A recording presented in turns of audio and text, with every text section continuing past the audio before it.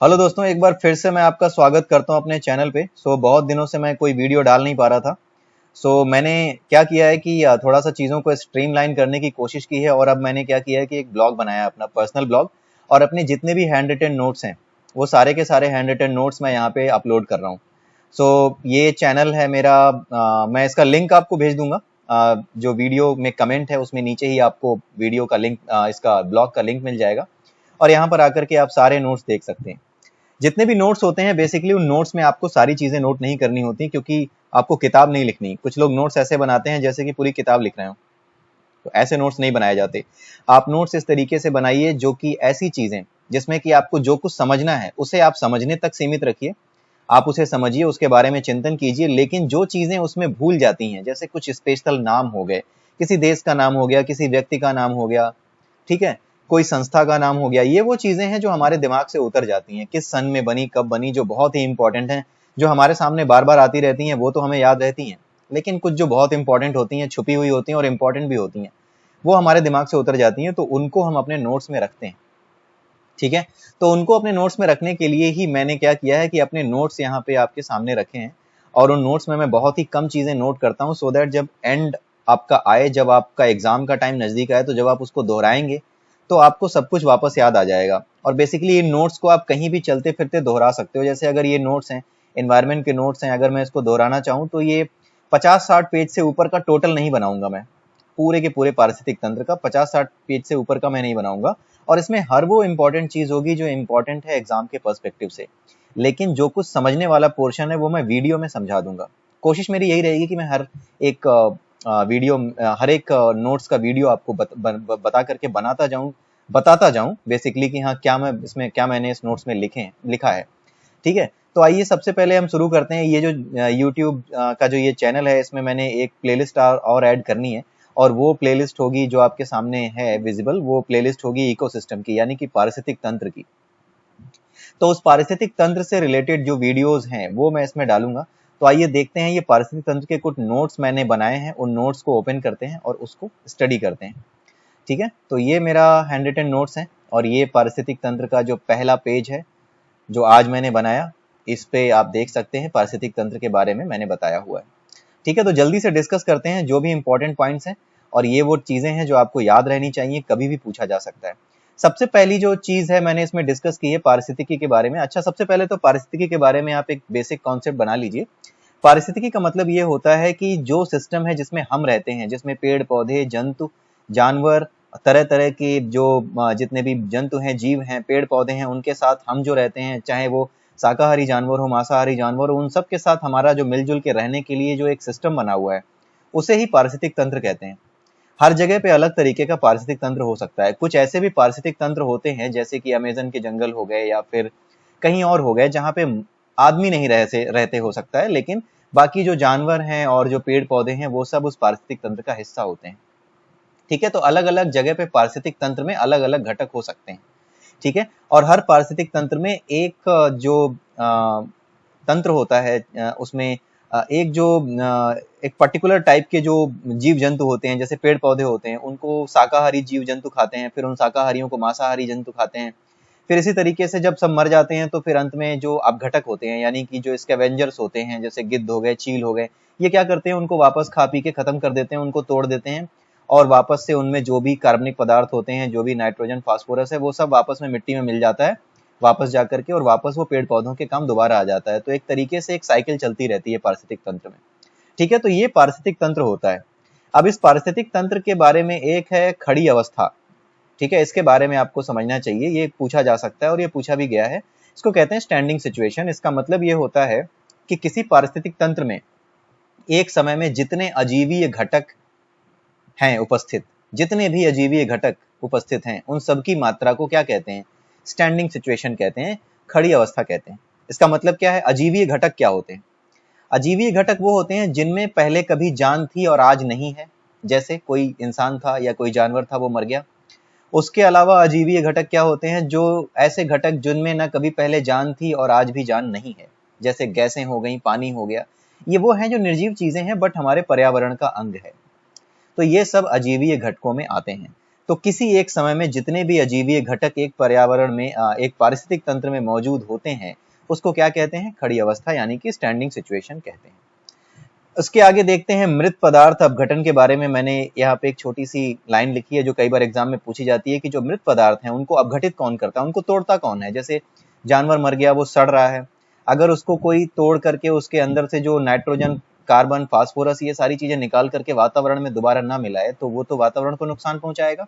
तो ये काम कौन करता है? जो छोटे छोटे बैक्टीरिया होते हैं, कवक होते हैं, जो मिट्टी में होते हैं या हवा में होते हैं, वो क्या करते हैं? वो जहां भी सड़ी गली चीज पाते हैं, मृत चीज पाते हैं, उसको अपघटित करना यानी उसको डिकम्पोज करना शुरू कर देते हैं। ये पूछा जा सकता है कि कौन इसमें योगदान देता है मृत पदार्थों के अपघटन में, तो आप इसको याद रखिएगा कि जीवाणु और कवक ये मृत पदार्थों के अपघटन में भाग लेते हैं। अच्छा, अगली लाइन में मैंने लिखा है सभी प्रकार के उपभोक्ता द्वितीयक उत्पादक हैं। अच्छा, प्राथमिक उत्पादक कौन होता है? प्राथमिक उत्पादक वो होता है जो कि जैसे पेड़ हैं, पेड़ पौधे हैं जो कि सीधे सनलाइट से अपना भोजन बनाते हैं, वो प्राथमिक उत्पादक हैं। जैसे पेड़ पौधे हैं, वो सूर्य की रोशनी से सीधे प्रकाश संश्लेषण के द्वारा ही अपना भोजन बनाते हैं, तो वो क्या है? प्राथमिक उत्पादक हैं। लेकिन जो उपभोक्ता है यानी हम लोग हैं या फिर जानवर हैं जो कि उन पेड़ पौधों को खाते हैं, वो क्या हैं तो वो उपभोक्ता, लेकिन उनको द्वितीयक उत्पादक यहाँ पे कहा गया है। ये बहुत ही अच्छा कॉन्सेप्ट है और कई बार ये कंफ्यूज करता है कि उपभोक्ताओं को द्वितीयक उत्पादक क्यों कहा जाता है। द्वितीयक उत्पादक इसलिए कहा जाता है, जैसे मान लो मैं शाकाहारी हूँ और मैं जैसे पेड़ पौधों से जो कुछ हमें मिलता है, जैसे कोई साग सब्जी है वो मैं घर पे लाया, उसको खा रहा हूँ। उसको खाने के बाद क्या हो रहा है? उसके खाने से मेरे शरीर में जो टूट फूट होती रहती है कोशिकाओं की, मेरे अंदर जो सेल्स मरती रहती हैं, मेरे अंदर जो परिवर्तन होते रहते हैं, जो ऊर्जा की आवश्यकता होती है, उन कोशिकाओं को जो ऊर्जा की आवश्यकता होती है, जो कोशिकाएं मरती रहती हैं तो नई कोशिकाओं के बनने की आवश्यकता होती है। तो उन नई कोशिकाओं के निर्माण में कौन सहयोग देता है? जब हम बाहर से कुछ अन्न ग्रहण करते हैं, कुछ खाना खाते हैं, ठीक है? तो मैं कुछ खा रहा हूं तो उससे क्या हो रहा है? द्वितीयक कोशिका का उत्पादन हो रहा है मेरे अंदर भी कोशिकाएं उत्पन्न हो रही हैं, मेरे अंदर भी जो लाल रक्त कणिकाएं हैं, श्वेत रक्त कणिकाएं हैं, उनका उत्पादन हो रहा है। तो इस प्रकार से मेरा शरीर उत्पादन भी कर रहा है, इसलिए मैं क्या हूं? उपभोक्ता होने के साथ साथ द्वितीयक उत्पादक भी हूं। और जितने भी उपभोक्ता हैं, जैसे शेर हो गया या कोई भी हो गया, वो भी एक तरीके के उत्पादक ही हैं, क्योंकि अपने अंदर वो क्या कर रहे हैं? वो फास्फोरस, कैल्शियम, हर चीज उत्पन्न कर रहे हैं जो अंत में उनके मरने के बाद वापस किसको चाहिए? वातावरण को ही मिलनी है। तो यही चीज है, इसी वजह से ये द्वितीयक उत्पादक हैं जितने भी उपभोक्ता हैं, ठीक है? अब बात करते हैं खाद्य श्रृंखला की। ये खड़ी श्रृंखला ना होकर एक खाद्य जाल की भांति होती है। लाइन मैंने क्यों लिखी है? ये इसलिए लिखी है क्योंकि जो फूड चेन की हम बात करते हैं तो हम ये मानते हैं कि चलो नीचे पेड़ पौधे हैं तो उनके ऊपर हम आ गए, तो एक शाकाहारी जानवर उसे खाएगा, उसके बाद इंसान भी जो है उस साग सब्जी को खा सकता है, उसके बाद इंसान उस जानवर को भी खा सकता है, फिर उसके बाद उस जानवर को शेर खाएगा, फिर इंसानों को भी शेर खा जाता है, फिर जब सब मर जाते हैं तो उनको जो बैक्टीरिया है वो खा के खत्म करते हैं। तो ये एक सीधी लाइन में नहीं है। अगर हम एक उसको देखें, एक गूगल पे हम सर्च मारते हैं, जरा एक फूड चेन को सर्च मारते हैं और उसको देखते हैं तो ज्यादा क्लियर होगा कि वो कैसा होता है। खाद्य श्रृंखला यानी फूड चेन, तो इसकी इमेज देखते हैं किस तरीके से होता है। तो फूड चेन जो होती है वो कभी भी सीधी नहीं होती। अगर आप ये देख लोगे तो आपको ये समझ में आ जाएगा कि ये फूड चेन जो कि आपको दिख रही है यहाँ पे, सॉरी ये कुछ और खुल गया, खोलना कुछ और था, ठीक है? तो इसको मैं ऐसे ही आप देख लो, यहाँ पे जैसे ये नीचे पेड़ पौधे बने हैं, कोई अच्छी सी चीज निकालता हूं मैं जो थोड़ा ज्यादा अच्छी लगे। ये देखते हैं, ठीक है? इसमें आप देख सकते हो नीचे पेड़ पौधे हैं, उसके बाद देखिए यहाँ पे बीच वालों को बाईपास करके ऊपर जा रहा है और बीच वालों को भी दे रहा है, फिर बीच वालों से भी ऊपर जा रहा है। तो एक तरीके का ये क्या बना रहा है? ये एक जाल जैसी संरचना बना रहा है। तो इसीलिए मैंने यहाँ पे लिखा है कि खाद्य श्रृंखला एक खड़ी श्रृंखला ना होकर के एक जाल की भांति होती है, ठीक है? अब इस जाल में कई खाद्य श्रृंखलाएं हैं, ठीक है? एक खाद्य श्रृंखला ये हो गई ऐसे करके जो जा रही है, दूसरी खाद्य श्रृंखला कैसी हो गई? ऐसी हो गई जो ऐसे करके जा रही है, तीसरी खाद्य श्रृंखला हो सकता है कि ऐसे करके आ रही है जो इसको भी इन्वॉल्व कर रही है, यहां से घूम के यहां तक आ रही है, ठीक है? तो एक खाद्य जाल में कई खाद्य श्रृंखलाएं होती हैं, कई खाद्य श्रृंखलाएं मिलकर एक खाद्य जाल बनाती हैं। और उसके अलावा क्या चीज हो गई इंपॉर्टेंट? एक और चीज जो इंपॉर्टेंट हो गई वो क्या हो गई? वो ये इंपॉर्टेंट हो गई कि कितनी भी खाद्य श्रृंखलाएं होंगी हमारे पास, हमारे पास जो खाद्य जाल है उसमें जितनी ज्यादा खाद्य श्रृंखलाएं होंगी उतनी ही ज्यादा हमारे पास मार्ग होंगे, ऊर्जा प्रवाह के मार्ग होंगे, क्योंकि भाई हर चीज से ऊर्जा ही तो मिल रही है, तो ऊर्जा प्रवाह के उतने ज्यादा मार्ग होंगे जितनी ज्यादा खाद्य जाल में खाद्य श्रृंखलाएं मौजूद होंगी। ठीक है, तो यही समझाने की कोशिश की है मैंने यहाँ पे। तो खाद्य पदार्थों का एक जीव से दूसरे में स्थानांतरण खाद्य श्रृंखला है, यानी एक जीव से दूसरे जीव में जो खाद्य पदार्थ हैं उससे जो ऊर्जा मिलती है वो ऊर्जा का स्थानांतरण क्या बनाता है, वो खाद्य श्रृंखला बनाता है। लेकिन एक जो खाद्य श्रृंखला होती है वो खाद्य श्रृंखला ना होकर के कोई एक खाद्य श्रृंखला नहीं होती, स्पेशल खाद्य श्रृंखला नहीं होती, बल्कि कई खाद्य श्रृंखलाएं मिलकर के खाद्य जाल जो होता है वो असली स्वरूप होता है पारिस्थितिक तंत्र में ऊर्जा के एक जीव से दूसरे जीव में स्थानांतरण को बताने का। ठीक है, इसलिए खाद्य जाल को आप याद रखिएगा और खाद्य जाल में जो ऊर्जा का स्थानांतरण होता है उसके बारे में भी आप याद रखिएगा। अगला देखते हैं, इसमें आप देखिए थोड़ा सा मुझे साइज बड़ा करना पड़ेगा, लेट मी जस्ट, नहीं साइज बड़ा भी नहीं हो रहा। सो देखते हैं, पहला नियम है लिंडेमान का नियम, जो मैंने यहाँ पर ये बताया 10% का नियम। ये क्या कहता है, जैसे एक बकरी है, ठीक है, उस बकरी को क्या खाना पसंद है, घास। ठीक है, अब घास मान लीजिए 1 किलोग्राम की है, या फिर आप ये कह लीजिए कि 100 किलोग्राम घास है। अगर बकरी 100 किलोग्राम घास खाती है तो 100 किलोग्राम से उसे सिर्फ 10 किलोग्राम से ही वो ऊर्जा उसके शरीर में संचित होगी, यानी 10 किलोग्राम से ही उसके शरीर में मांस बनेगा और बाकी जो ऊर्जा होगी वो उसको श्वसन करने में, यानी सांस लेने में, दौड़ने भागने में, हृदय गति चलाने में, उसकी बाकी जितनी भी प्रक्रियाएं हैं, जो श्वसन प्रक्रियाएं हैं, जो उसका परिसंचरण तंत्र है उसको चलाने में और श्वसन के रूप में वातावरण में मुक्त होने में, उसमें खत्म हो जाएगी। बचेगी कितनी, 100 किलो में केवल 10 किलो बचेगी, और उसी 10 किलो से उसका क्या निर्माण होगा, उसी 10 किलो से उसके शरीर में मांस का निर्माण होगा। ठीक है, तो 100 किलो से 10 किलो का निर्माण होगा, यानी कि केवल 10% ही ऊर्जा का स्थानांतरण एक स्तर से दूसरे स्तर में होता है। ये नियम किसने दिया था, ये नियम लिंडेमान ने दिया था, ये आप याद रखिएगा। और यहाँ पे बस इतना ही नोट करने की जरूरत भी है, लिंडेमान का 10% नियम। नोट्स में इतना ही लिखना है कि एक स्तर से दूसरे स्तर तक केवल 10% ऊर्जा का ही स्थानांतरण होता है, और बाकी जो कुछ है नोट्स में ये एग्जाम्पल लिखने की कोई जरूरत नहीं होती। आपने अगर समझ लिया तो बात खत्म हो गई। ठीक है, अगर 24 घंटे के अंदर एक बार आप इसे दोहरा लेते हैं, अगर जितने छोटे नोट्स होंगे उतना आसान होगा दोहराने में, 24 घंटे के अंदर अगर आप इसे दोहरा लेते हैं तो आपका काम खत्म, आपको कुछ नहीं करना। उसके बाद अगले पे आते हैं, हम देखते हैं। अच्छा, इसमें थोड़ा और आगे बढ़ते हैं। अगर हम 10 किलो खाती है बकरी, 10 किलो मांस बनता है बकरी का। अब अगर उस 10 किलो मांस जो बकरी को मिला है शरीर में, अगर उस 10 किलो मांस को एक शेर खाता है तो क्या होगा, उसको कितना मिलेगा, उसको क्या मिलेगा, सिर्फ 1 किलो मिलेगा। यानी बकरी का जो 10 किलो का मांस है, अल्टीमेटली 100 से 10 किलो बकरी में रह गया, और उस 10 किलो को खाने के बाद शेर की कितने मांस का निर्माण होगा, 1 किलो का निर्माण होगा। ठीक है, तो इस तरीके से जो जितना अधिक ऊपर लेवल पे उपभोक्ता होगा, जितने अधिक ऊपर लेवल का उपभोक्ता होगा, उसको सूर्य की ऊर्जा से बनने वाले भोजन की अप्रत्यक्ष रूप में उतनी ही कम मात्रा प्राप्त होगी। अप्रत्यक्ष क्यों, क्योंकि शेर घास तो खाता नहीं, घास खाती है बकरी और बकरी को खा जाता है शेर।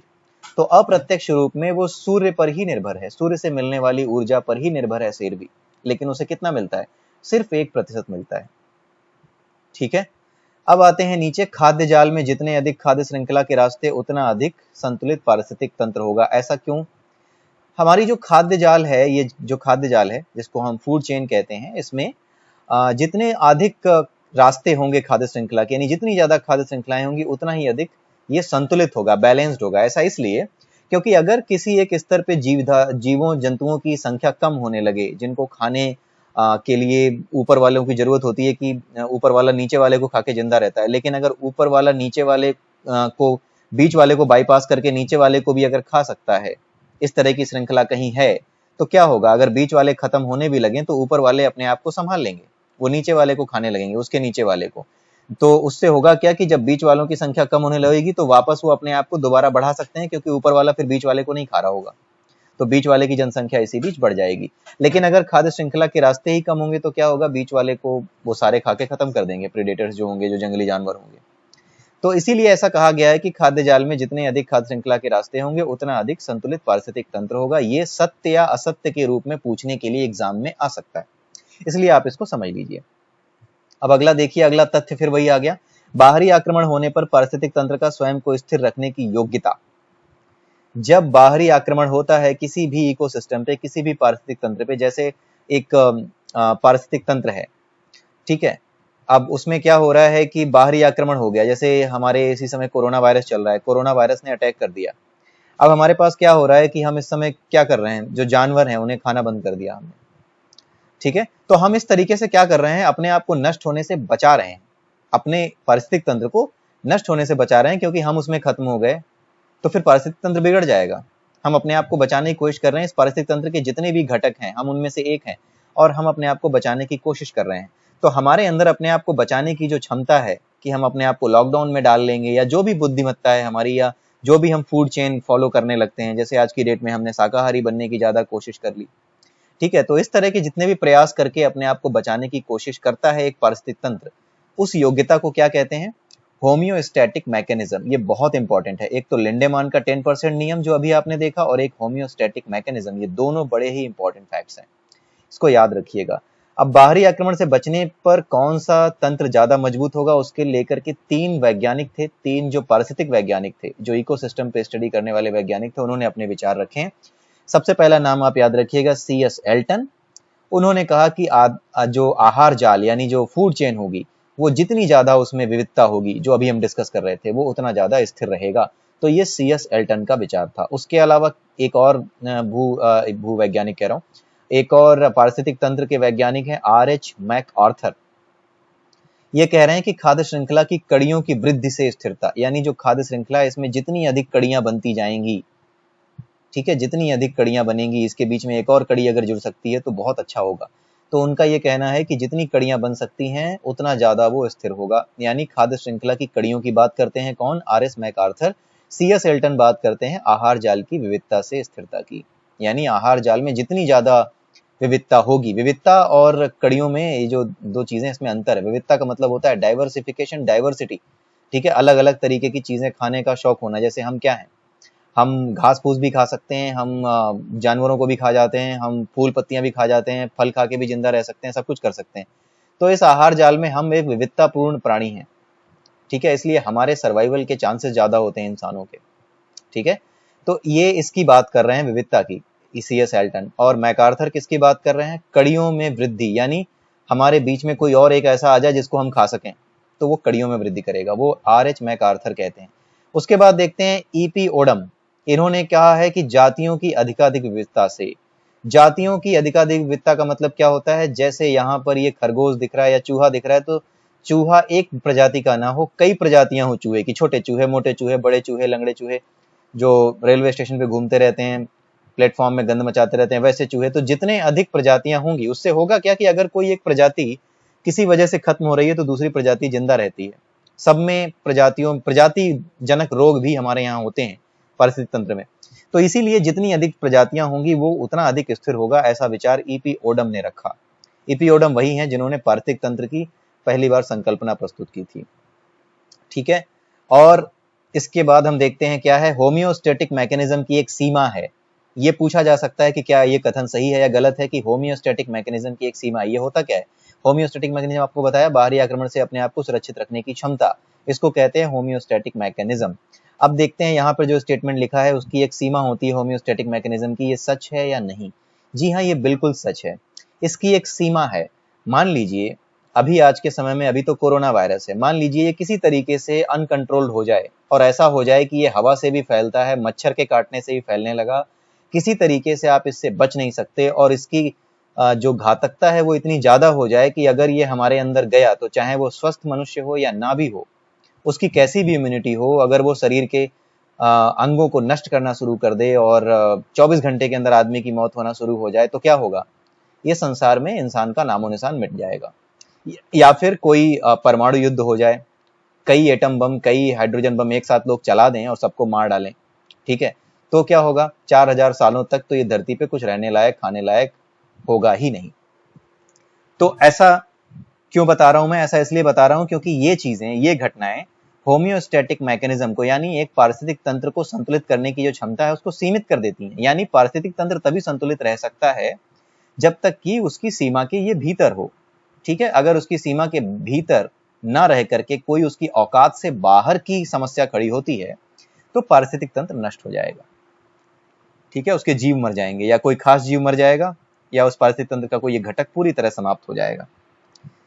ठीक है, अब आगे देखते हैं जीव संख्या पिरामिड क्या है। जीव संख्या पिरामिड, पिरामिड आप जानते हो कुछ ऐसे शेप का होता है, नीचे बड़ा आधार और ऊपर छोटा, या फिर नीचे छोटा ऊपर बड़ा, तो पिरामिड उल्टा कहते हैं इसको, और ये सीधा पिरामिड कहते हैं इसको।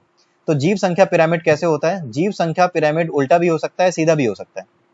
जैसे अगर हम घास के तंत्र का पिरामिड लें, जब हम बात करते हैं, इस बात को याद रखिएगा, एग्जाम में जब भी किसी तंत्र की बात की जाए, जैसे घास तंत्र की बात की जाए, तो आप ये मानिएगा कि वहां पर घास ही सबसे ज्यादा होगी।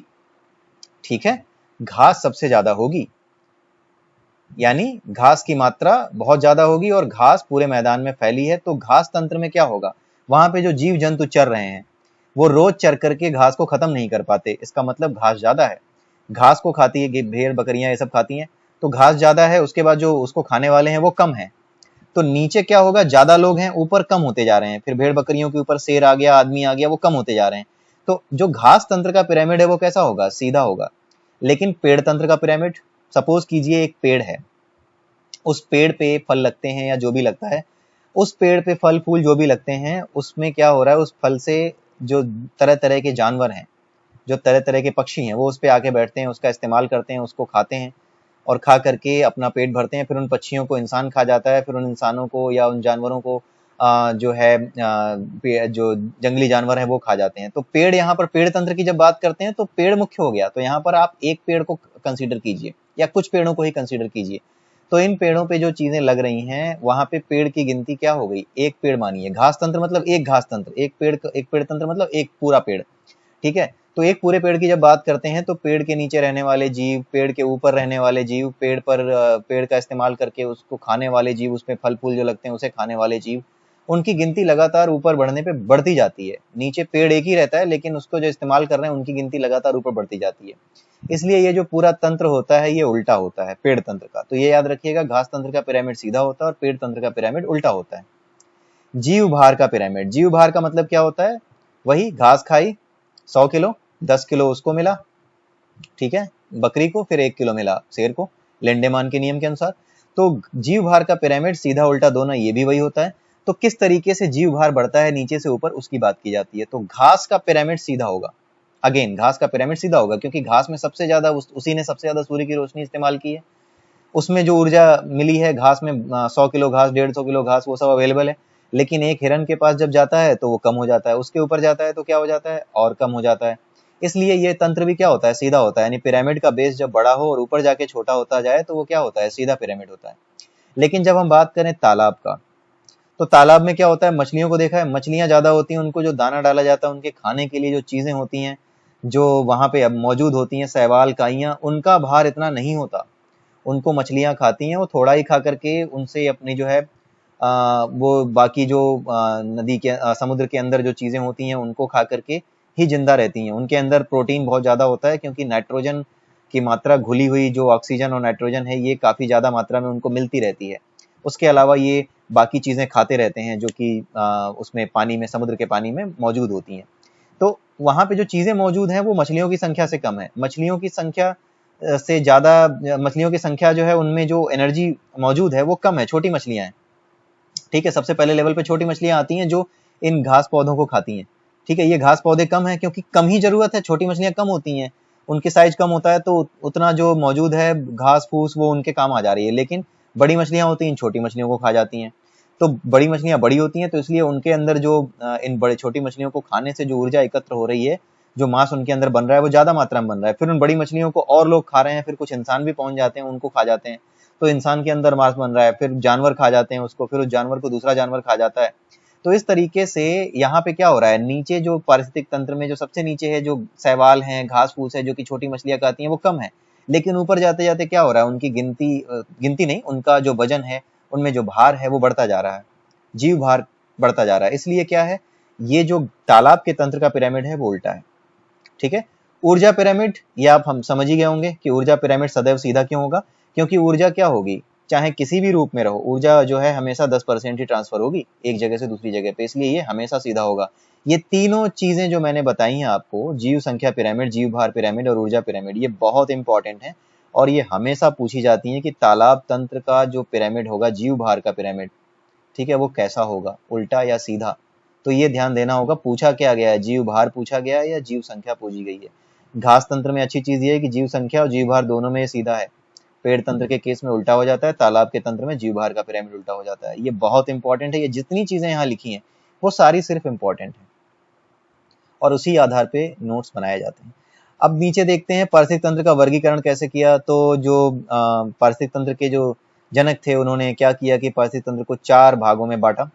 एक तो स्वतंत्र है, जिसमें सीधे सूर्य से ऊर्जा प्राप्त करके भोजन बनता है, वो स्वतंत्र है, उसको किसी चीज की जरूरत नहीं है, बाहर से किसी मदद की जरूरत नहीं है, वो सूर्य से सीधी ऊर्जा लेगा और अपने आप में जो है वो भोजन बना लेगा।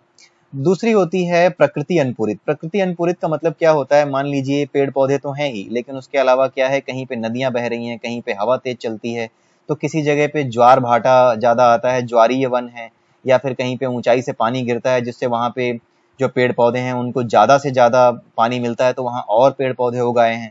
तो ये क्या होता है, प्रकृति अनुपूरित पारिस्थितिक तंत्र होता है। ठीक है, तो स्वतंत्र और प्रकृति अनुपूरित में थोड़ा सा अंतर होता है। उसमें ज्वारीय वन, जल, वायु, इनसे भी वो प्रभावित जो तंत्र होता है सूर्य के अलावा, वो तंत्र क्या कहलाता है, वो प्रकृति अनुपूरित कहलाता है। उसके अलावा आता है, अब ये देखिए कि स्वतंत्र और जो प्रकृति अनुपूरित तंत्र हैं, इन दोनों में ही 1 साल के अंदर 1 वर्ग मीटर में, इसको ध्यान से सुनिएगा, 1 साल के अंदर 1 वर्ग मीटर में जो ऊर्जा ये तंत्र पैदा करते हैं वो होती है 2000 किलो कैलोरी। यानी 1 वर्ग मीटर में 2000 किलो कैलोरी प्रति वर्ष ये ऊर्जा उत्पन्न करते हैं। कौन से, स्वतंत्र और प्रकृति अनुपूरित। अब हम बात करते हैं मानव अनुपूरित के लिए। मानव क्या करता है, जैसे हमारे खेतों में फसल बढ़ानी है तो हमने क्या किया, खाद डालनी शुरू कर दी, खाद का छिड़काव शुरू कर दिया। तो इससे क्या किया, जो नेचुरल पारिस्थितिक तंत्र था उसमें हमने क्या किया, थोड़ी सी उसकी मदद कर दी, उसको घास डाल के उसको बढ़ने में और ज्यादा उसकी जनसंख्या बढ़ने में क्या कर दी, मदद कर दी। तो ऐसा पारिस्थितिक तंत्र कैसा होता है, मानव अनुपूरित तंत्र होता है। ठीक है, और इसमें क्या होता है, 20,000 किलो कैलोरी प्रति मीटर स्क्वायर, यानी 1 वर्ग मीटर में 1 साल के अंदर 20,000 किलो कैलोरी ऊर्जा ये मानव अनुपूरित तंत्र उत्पन्न करता है। ठीक है, मानव अनुपूरित तंत्र फिर भी सही है, क्योंकि खाद छिड़काव से, ठीक है, अगर आप सही खाद का छिड़काव करते हैं, अगर आप प्राकृतिक खाद की तरफ जाते हैं, जैसे गाय आधारित खेती की बात होती है जिसमें गाय का गोबर और उसका मलमूत्र मिला करके जो खाद बनाई जाती है, अगर उसका इस्तेमाल किया जाए तो पारिस्थितिक तंत्र को बहुत फायदा होगा, नुकसान होगा ही नहीं। और मानव अनुपूरित प्राकृतिक तंत्र उस केस में बहुत ही ज्यादा इंपॉर्टेंट हो जाएगा और बहुत ही अच्छा तंत्र हो जाएगा। लेकिन जब हम खाद का छिड़काव करते हैं तो ऐसी खादें आजकल छिड़काव में इस्तेमाल हो रही हैं जो कि खाद्य पदार्थ को ही जहरीला बना दे रही हैं, जिसकी वजह से कैंसर जैसी बीमारियां हो रही हैं। तो इस पे आपको लिखने को आ सकता है एग्जाम में कि मानव अनुपूरित जो पारिस्थितिक तंत्र है उसके बारे में कुछ टिप्पणी कीजिए, वो कितना उपयोगी है, क्या वो हमेशा उपयोगी है, इस तरह की बातें पूछी जा सकती हैं। अब आता है ईंधन आधारित जो पारिस्थितिक तंत्र है, वो ईंधन प्रेरित। ईंधन प्रेरित क्या होता है, जो जीवाश्म ईंधन है जिसमें हम सौर ऊर्जा का इस्तेमाल ही नहीं करते, हम सीधे क्या करते हैं, कोयला निकाला, पेट्रोल निकाला, डीजल निकाला, इनसे जो ऊर्जा बनती है, इनसे जो ऊर्जा निकलती है, या फिर बांध बना लिए और उससे बिजली बनानी शुरू करी, बांध रोक करके कहीं पर पर्यावरण को नुकसान पहुंचा करके कहीं पर भी, और कहीं पर भी अगर आप जीवाश्म ईंधन यानी मरे जानवरों का इस्तेमाल करके उनके जो उनसे जो मरे जानवरों से, आप जानते हो कि पेट्रोल और ये सब बना हुआ है, पुराने समय में जो जानवर मर गए अब वो नीचे दबे हुए हैं समुद्र के भीतर, उन्हीं से ये वही सब कचरे में बदल गए हैं और उनमें कार्बन होता है, तो कार्बन होने की वजह से उनमें ऊर्जा है, तो उस ऊर्जा की वजह से ही पेट्रोल और डीजल हमें मिलता है और उसी पेट्रोल डीजल से हम क्या करते हैं, अपनी गाड़ियां चलाते हैं। तो ये जो हम पेट्रोल डीजल का इस्तेमाल करते हैं, जो ईंधन प्रेरित पारिस्थितिक तंत्र होता है, वो 1 साल में कितनी ऊर्जा उत्पन्न करता है, 20 लाख किलो कैलोरी ऊर्जा प्रति वर्ष उत्पन्न करता है 1 वर्ग मीटर में। ठीक है, अगर आपने 1 वर्ग मीटर में ऐसा कोई भी तंत्र लगाया है जो ईंधन से प्रेरित है, वो साल भर में 20 लाख किलो कैलोरी ऊर्जा उत्पन्न करेगा। और इस ऊर्जा को अगर आप अपघटित करके वापस प्रकृति को नहीं दे पाते, जैसे कि होता है ये, इस ऊर्जा को अपघटित करके आप वापस प्रकृति को नहीं दे रहे, बल्कि प्रकृति में जो कुछ था उसे गंदा ही कर रहे हैं, तो इस वजह से क्या होता है, ये सबसे ज्यादा खतरनाक तंत्र है और ये पूरी पृथ्वी को नष्ट करने की क्षमता रखता है। ठीक है, तो ये था आज के लिए। तो ये सारी चीजें जो नोट्स में लिखी हैं अब आपको देखते ही याद आ जाएंगी कि आपको क्या करना है, क्या समझना है। और आप सोच के देखिए कि अगर आप किसी चीज को कहीं से इसी तरीके से पढ़ते हैं तो आपको नोट्स में इससे ज्यादा लिखने की वाकई में जरूरत है क्या? बिल्कुल जरूरत नहीं है। ये पूरा आप समझ रहे हैं, ये पूरा एक चैप्टर है जो मैंने सिर्फ 2 पेजेस में कवर कर दिया है, इतने से में अगर मैंने समझ लिया तो मुझे कुछ करने की जरूरत ही नहीं है, ये मुझे याद हो गया।